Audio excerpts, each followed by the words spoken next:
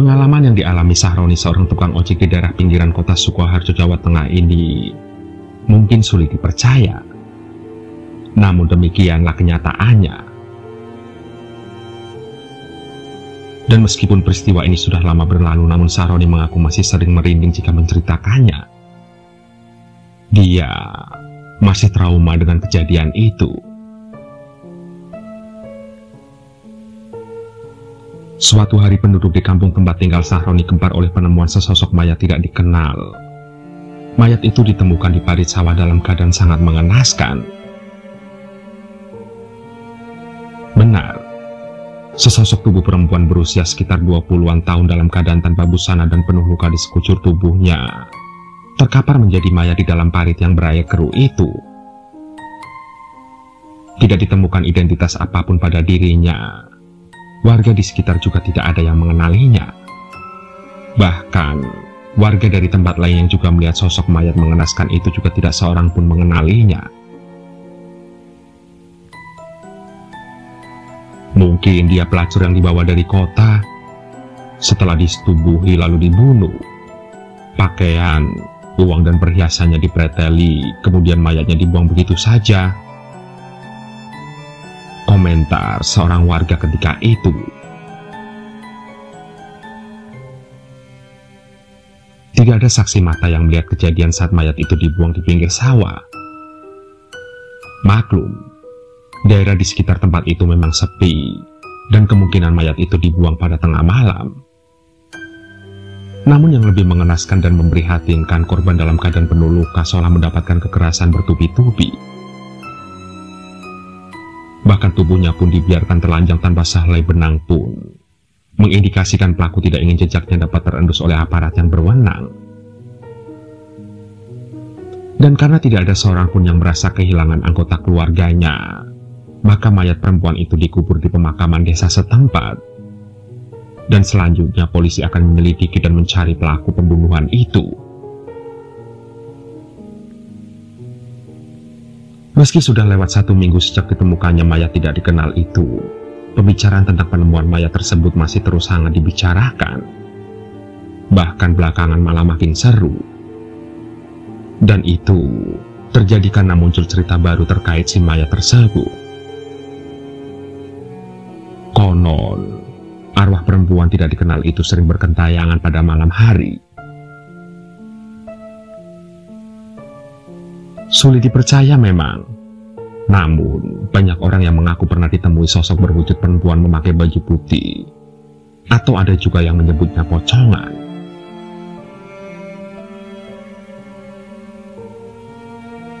Dan gara-gara isu yang tidak jelas dari mana juntrungannya itu, warga pun jadi ketakutan untuk keluar rumah pada malam hari. Anak-anak kampung yang suka bermain dan keluyuran di jalan tidak berani lagi menampakkan dirinya. Mereka berdiam diri di rumah sejak maghrib tiba.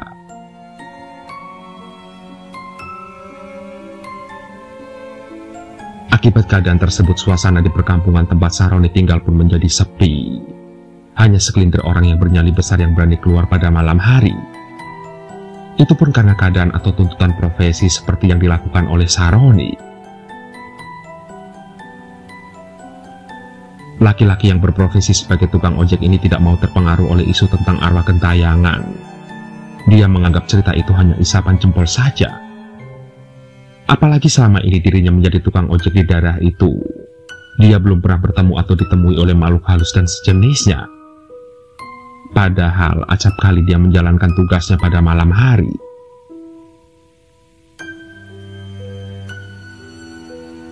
Benar, Sahroni memang senang mangkal malam hari, karena tidak perlu bersaing ketat dengan teman-temannya seprofesi.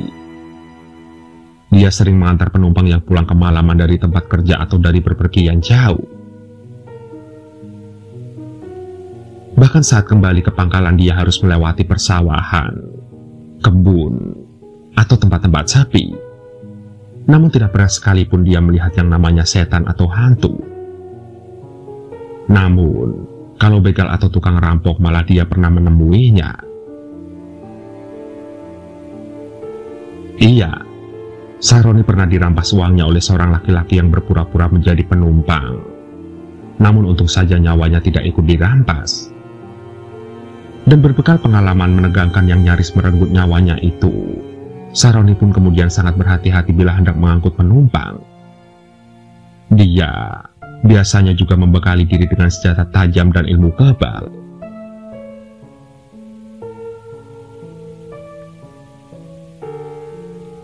Malam itu, tidak seperti biasanya Saroni merasakan badannya tidak enak padahal belum lama dia tiba di pangkalan.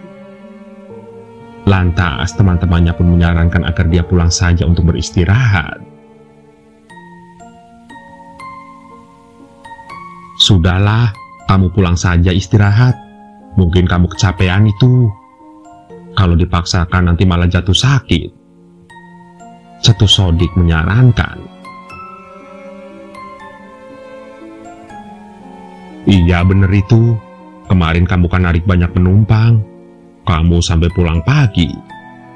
Kasihan tuh keluargamu kalau kamu sakit, sambung Mardan. Apa yang dikatakan teman-temannya benar. Kemarin dia memang bekerja hampir seharian penuh. Dan mungkin karena kurang istirahat badannya pun menjadi lemah. Lantas, Saroni pun akhirnya menuruti saran mereka.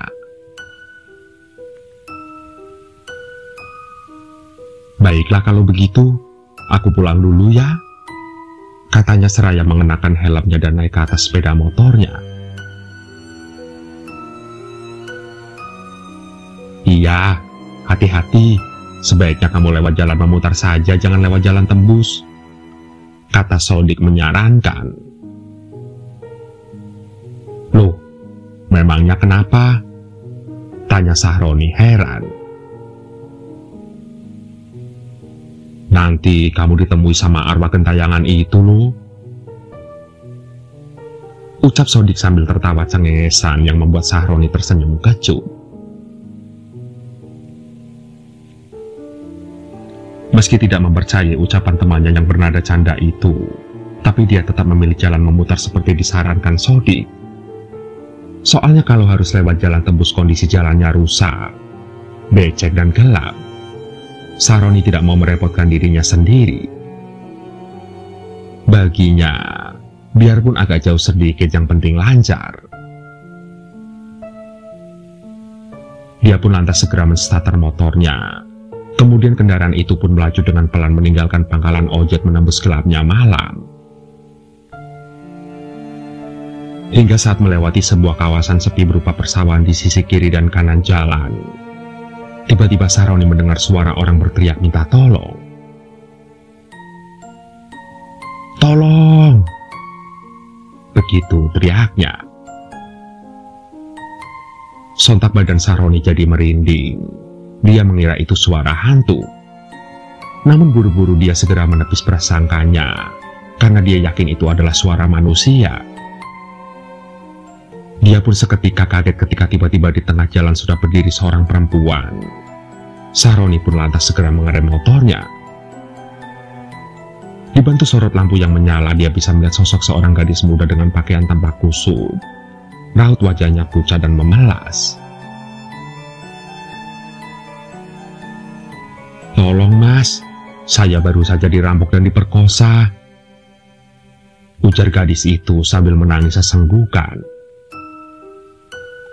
Dia bahkan tidak sanggup melanjutkan kata-katanya karena tangis yang sepertinya tidak tertahankan lagi. Dan untuk sesaat Saroni jadi bingung. Dia tidak tahu apa yang harus diperbuatnya. Namun karena melihat keadaannya yang acak-acakan dan tampak sangat menderita itu, maka Saroni merasa yakin kalau apa yang dikatakan si gadis memang benar adanya. Apalagi gadis itu berada di kawasan sepi yang memang rawan dengan tindak kejahatan. Saroni, dia masih ingat betul dengan kejadian yang menimpa dirinya saat dirampok begal beberapa waktu yang silam. Bukankah kejadiannya juga persis di tempat ini? Siapa yang merampok dan memperkosamu, Mbak? Tanya Saroni dengan suara agak gugup. Saya tidak tahu, Mas. Mereka ada 2 orang. Saya belum lama berkenalan dengan mereka. Tadinya mereka hendak mencarikan saya pekerjaan, tapi tidak taunya saya dibius dan kemudian dibawa ke tempat ini. Saya tidak sadar ketika mereka memperkosa saya dan mengambil perhiasan serta uang milik saya. Dan saat saya siuman, saya sudah berada di tempat ini sendirian. Saya takut, Mas. Tolong antarkan saya pulang ya, Mas, ucap gadis itu. Memelas sekali suara gadis itu. Rasanya Saroni pun tidak kuasa untuk menolak permintaannya.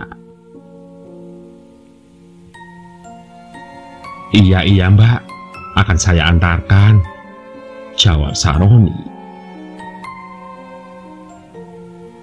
Tapi apa tidak lebih baik Mbak saya antar ke kantor polisi dulu? Maksudnya untuk melaporkan kejadian ini, tambah Saroni. Tidak usah Mas, saya malu. Saya mau pulang saja, jawab si gadis sambil menyusut air matanya. Baiklah Mbak kalau begitu, tapi ngomong-ngomong siapa nama Mbak dan di mana rumah Mbak? Tanya Saroni lagi. Nama saya Mira, saya tinggal di perumahan Candi Sari, jawab si gadis. Loh, saya kok belum tahu tempat itu. Kira-kira sebelah mana ya Mbak? Tanya Saroni dengan dahi mengkerut. Memang, dia tidak tahu sama sekali tempat yang disebutkan oleh gadis yang mengaku bernama Mira itu. Nanti saya tunjukkan arahnya Mas. Yang penting tolong antarkan saya pulang. Saya tidak ingin berlama-lama berada di tempat ini. Saya takut Mas. Lagi pula, keluarga saya pasti kebingungan mencari saya karena sudah cukup lama saya pergi. Ayolah Mas, nanti akan saya bayar setelah sampai di rumah. Tolong ya Mas, kasihanilah saya, rengek Mira dengan nada memelas. Saroni kian terenyuh hatinya. Dia tidak tega melihat penderitaan Mira. Meski badannya sedang tidak enak dan dia sangat ingin pulang, tapi rasa kemanusiaan membuatnya tidak sanggup mengabaikan permintaan Mira. Lantas, dengan nada lembut dia menyuruh gadis itu naik ke boncengan di belakang sepeda motornya itu. Saroni pun kemudian memutar arah sepeda motornya. Dia kemudian melaju meninggalkan tempat itu.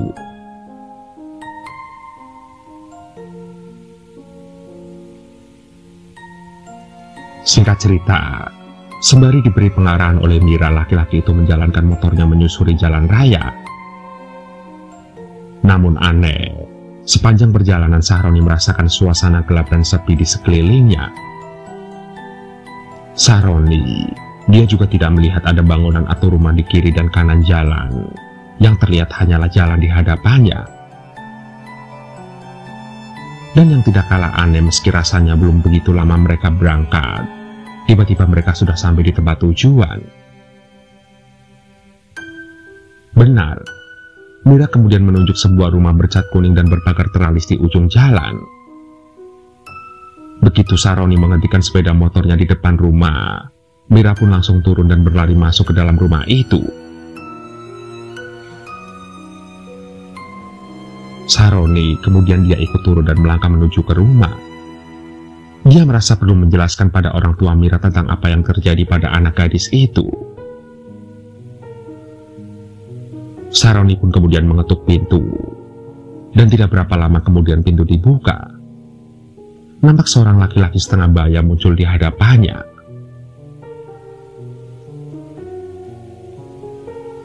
Maaf, apakah bapak orang tuanya Mira? Tanya Saroni dengan agak canggung. Iya benar. Oh ya, saudara siapa? Ucap orang tua itu. Dia kembali bertanya. Saya hanya tukang ojek Pak. Tadi saya mengantar Mira putri bapak, jawab Saroni.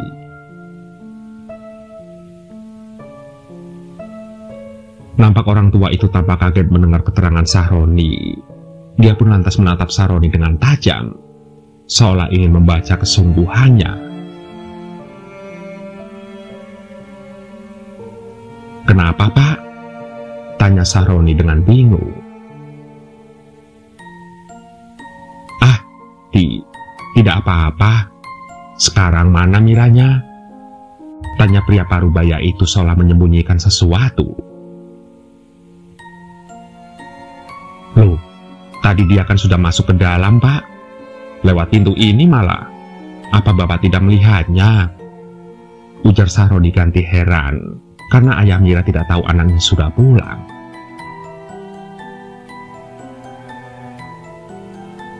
"Saudara jangan main-main ya. Saya dan keluarga saya dari tadi ada di ruang depan. Kalau memang Mira sudah pulang, tentu kami melihatnya. Saudara ini sebenarnya siapa? Kok mengaku-ngaku kenal anak saya? Lagi pula, sudah 10 hari anak saya tidak pulang. Coba katakan di mana sebenarnya anak saya yang bernama Mira itu?" ucap orang tua itu panjang lebar. Sontak Sahroni jadi kaget dan bingung. Bagaimana mungkin orang tua Mira tidak tahu kalau anaknya tadi masuk ke dalam rumah lewat pintu ini? Dan di saat kebingungan melanda Sahroni dan ayah Mira, saudara-saudara Mira yang lain berhamburan menghampiri mereka. Lalu satu persatu mereka melontarkan berbagai pertanyaan tentang Mira. Namun Sahroni malah semakin kebingungan.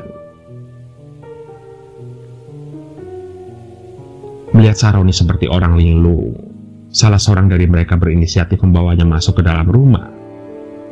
Dan setelah Sahroni terlihat tenang, barulah mereka menanyainya kembali.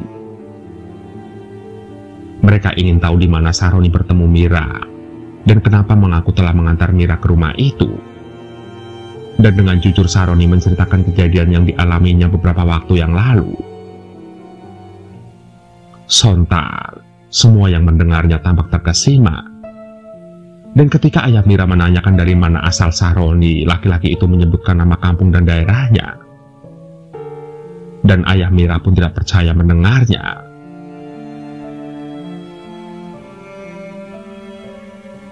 "Itu tidak mungkin.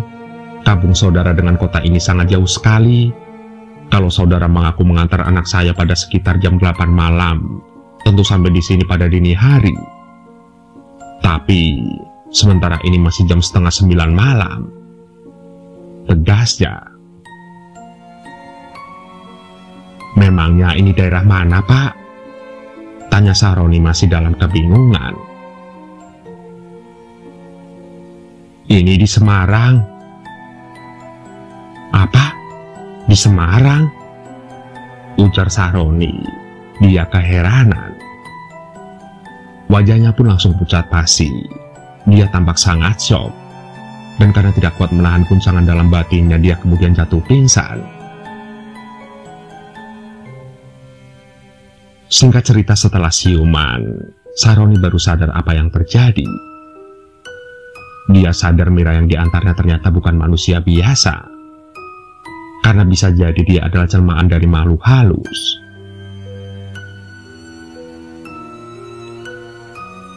Kemudian setelah diselidiki dan dicocokkan dengan penemuan mayat tidak dikenal di kampungnya, ternyata dia tidak lain dan tidak bukan adalah Mira. Hal ini terbukti dari data yang ada di kepolisian. Ciri-ciri fisik dan tanda lahir dari mayat tidak dikenal itu sama dengan Mira. Namun untuk lebih menegaskan, akhirnya dilakukan otopsi ulang. Dan ternyata semua itu memang benar.